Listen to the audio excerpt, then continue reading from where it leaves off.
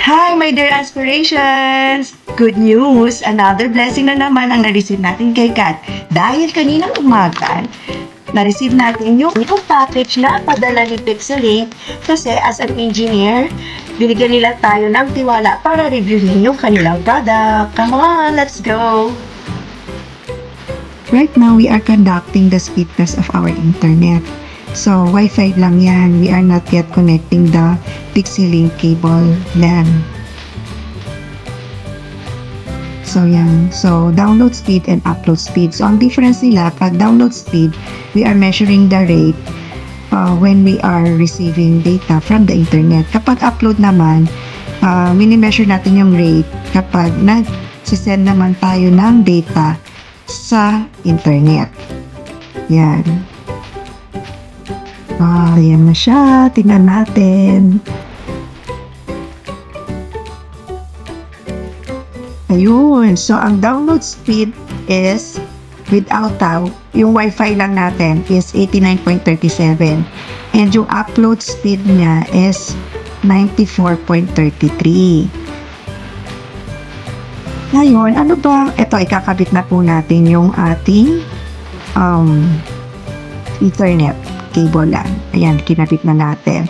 So, check na po natin yung difference ng speed between pag Wi-Fi siya, wireless, and kapag may gamit na natin yung Pixelink cable lang. Okay na, lapit na. Okay. Maganda kasi yung cable natin, no? Gumagamit tayo ng cable LAN kapag kapag nag-online class, ayan, maganda yan pag nag-online gaming, and kapag nagtatransfer tayo ng malalaking data files. So, di ba? Ang laki ng difference, 2.98.27 Mbps download speed and 313 Mbps upload speed. Ayun na, so super happy ako sa magandang kinablabasan ng ating review. So nakita nyo naman, di ba, yung difference? Sobrang laki, as in, no Wi-Fi pa lang without the Pixelink Ethernet cable.